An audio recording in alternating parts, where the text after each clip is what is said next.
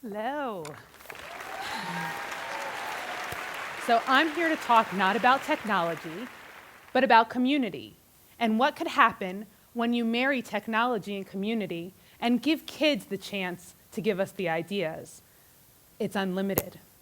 My name is Dafna Michaelson, and in 2009, I made the entirely sane decision that I had to travel to all 50 states to meet community problem solvers. And I'm a single mom. I have two kids, an 8 and a 9-year-old. They were 7 and 8 at the time. And I figured out that if I made my schedule in such a way that I traveled when the ex had the kids, I could drop the kids off at school Wednesday morning, get on an airplane, do 800 miles in a state, meet as many people as I possibly could, get back to Denver by Friday afternoon, pick them up from school, have a weekend, and then start all over again. It was quite the rigmarole. But at the end of the year, I collected stories from about 500 people in all 50 states, ranging in age from 14 to 91, an unbelievable plethora of religions, races, socioeconomic backgrounds. You, people who looked and sounded and had the same amount of education and money and jobs as you. And what was special about them? They were ordinary people who believed in their community. And they believed that if they looked at their list of things that they complain about and decided that they were going to pick one off of that list and not wait for somebody else to solve it, that they could make a difference. And many differences they did make. One of the themes, and why I'm here this evening, was the people who I met who did the things that they did because they were inspired by their children, or they themselves were children. So when I came back, and I was talking to my fiance who's in the crowd, Michael Janae, who spent countless nights as a full-time single dad of a 14-year-old at the time. Anybody who's had a 14-year-old can feel his misery. Had a full-time regular job and spent all night awake editing video. When we were sitting down in the middle of the year, we weren't quite done, we were wondering what we were going to do with this treasure trove of materials. Because it's not enough to have collected the stories without sharing them for the purpose of inspiring others into action. And at about that same time, I'm picking up my daughter from school, and I run into her teacher, Miss Gay, who's also in the audience today, and they're studying architecture, and she's all excited about what I'm doing, and we're thinking, you know what, building a building, building a community, it's the same sort of thing. Hey, why don't you try and come in, use the materials that you have with our classroom? It's a 3rd, 4th grade classroom. My daughter's in it, so they're unbelievably brilliant children. So I thought this is a great place to start out and see what we can do. So like the good student that I was growing up in school, the night before the assignment, I was up all night editing video with Michael, and we were trying to pull together the most incredible pieces to inspire these kids to understand that they too have the capacity to be community problem solvers. So the day comes, I walk into the classroom, and I said to Miss Gay, you know, how long do I have? This would be a question that in the future I would probably ask in advance. And she said to me, well, you know, I've got nothing going on for about an hour and a half. So do what you can, and then when the time is up, I can fill in from there. I will tell you that an hour and a half of the most engaged interaction I've ever had in my life with 8 and 9-year-olds later, and these students had solved the problem of their school. Let me explain. We watched the video. There was a 14-year-old in Ohio who was teaching kids about respect. We watched a lieutenant governor who understood that not only could he make a difference in the nonprofits he was running, which was a very deep impact, but he could also make a very broad impact if he ran for office. We learned from the different types of people that were out there. We talked about what our community is and what does it mean to us. And the students identified that the school would be their community. So we made an agreement that I was not going to lead this meeting. They were going to lead this meeting. One of the kids raised his hand, and he volunteered to be the chairman. I sent out, and this is probably the lowest tech idea you're going to get here tonight, and it is my absolute favorite anti-groupthink activity. I handed each of the students a pad of sticky notes, and each of the students had a pencil. And I said, okay, we have identified that the school is our community. You now have 1 minute. By the way, when I do it with adults, I give them 5 minutes. But I figured 1 minute was pretty much a long time for 8 and 9-year-olds. You have 1 minute to write down one idea per page of what is a solution opportunity in your school, how is one way we can make it better, or what is a problem that you would like to solve. Okay, go. And they wrote, and they wrote, and they wrote. And that minute, all 60 seconds, was taken up by these kids dreaming up ideas because they were given permission. So we get to the end of the 1 minute. I collect all the sticky pads and start furiously pasting things on the wall. And a theme started to emerge.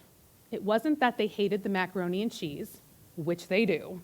Macaroni and cheese has got to go. The big problem at the school was at recess. Interestingly, after the session, I was talking to the teacher, and she said, we knew there was a problem at recess, and we were trying to think as a school community what we could do. Perhaps a capital improvement was in place, and we could do something to better the playground experience altogether. But what did the kids determine was the problem at recess? The problem at recess was the distress table. The distress table. Doesn't that sound scary? The distress table, as coined by the children, is a place that nobody ever wants to go. When my daughter defines the distress table, she explains it to me as a table in between two brick walls where no sunlight comes in, cue the cloud, cue the rain. This is where you sit when you've been spurred, you've been wrong, nobody wants to play with you, and you are having an all-around, no good, very, very bad day. That is what the distress table is. And for these kids, some of whom had never experienced the distress table, but knew someone who did, the distress table was the biggest problem at recess. So there we were with the problem identified by the students. Before I left, and I promise you, I explained that I made one of the kids the chairman, so they were having the conversation. I was just saying, okay, let's consider the next question, and then they went from there. Before I left, they had developed HARBOR, Help Ricks Be Better at Recess. I didn't tell them they had to come up with an acronym, somewhere in the water. We thought this was an adult problem. Apparently, it starts with the kids. So HARBOR, Help Ricks Be Better at Recess. And they knew that they were going to do a certain number of things, whether it be with respect and with helping around the playground. They hadn't fleshed it out. But in an hour and a half, they were fully engaged because they were given the permission to both identify and solve a problem that affected them. We talked about the distress table. So I'm going to ask you to pull out your Quizdom tools because it's way cool. True or false? In my past or in my present, I can recall a time where I have been at the equivalent of a distress table. That could be today. That could be in your past. Do you recall your distress table? True or false? All right, let's see what the Quizdom flash graph shows. 87% of us have an experience with the distress table. That is pretty significant.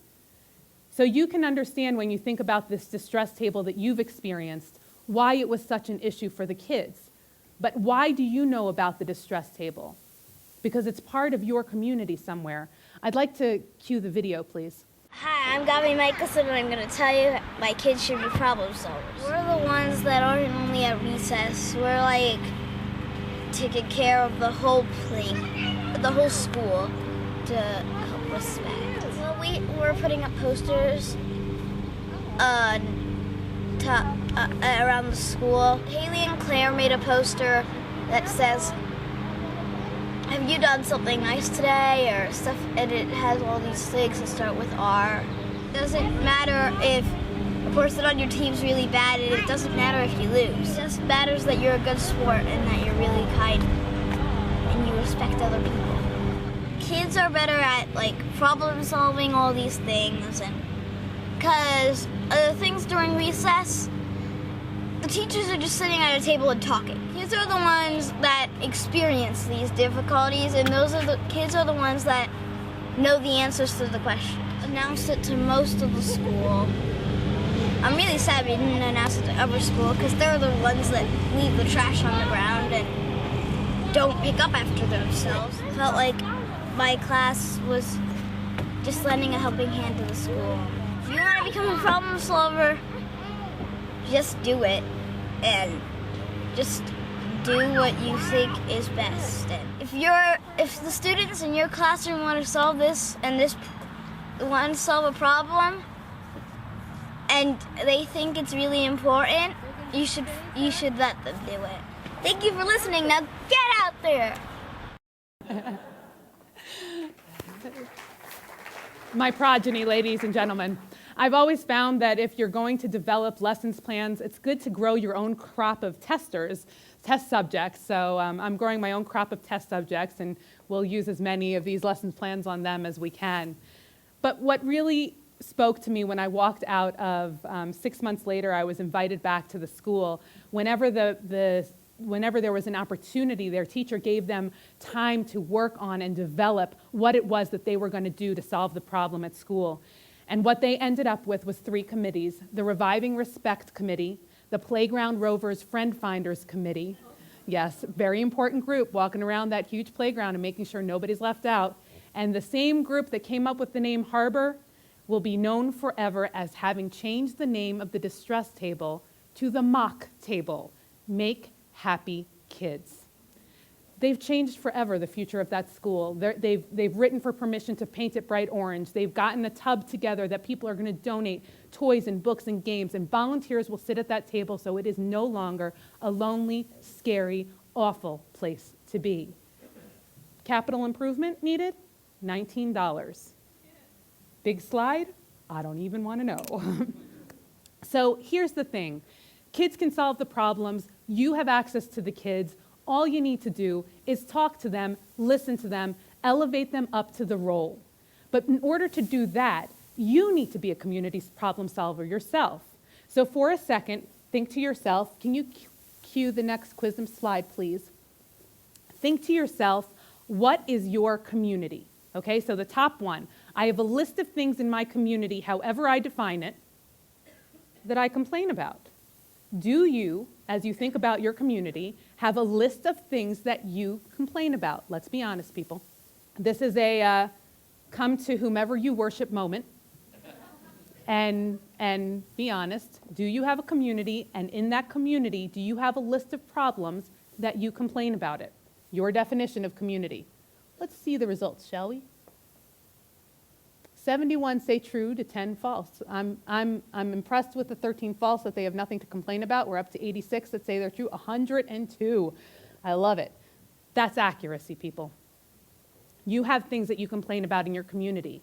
Now here's the question, and this is what the people I met all around this country did. They looked at that list and they said, you know what? This one thing is something that I can solve. So is there something on that list you can solve? If you think about it, one thing. And maybe you're not the person to solve it, but maybe you have the resources to gather the people who can solve it.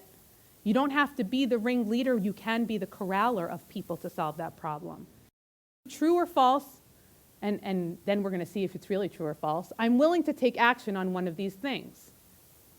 True or false? 34 are willing to, okay, these 34 people have an opportunity to win $1,000. Oh, 80 people have a 94. I knew as soon as I said $1,000. The curator of this program has offered from his company, which is not flush with cash, but because he believes so much in what you do. If you go out to the break room today, into the Denver Club room, Janine and her crew made some incredible boards where you can identify your community, identify the problem you'd like to solve in your community, and make that commitment. One thing you can take action on, and comment on other people's. And the best idea, as determined by, we'll see in the next couple of days, the best idea is going to get $1,000 to put their idea into action, and support from the Journey Institute to be able to help you put that activity into place. And finally, before I get off the stage, because that hook's about to come, homework. On the JourneyInstitute.org/TEDxDenverEd, this is a closed website, closed page.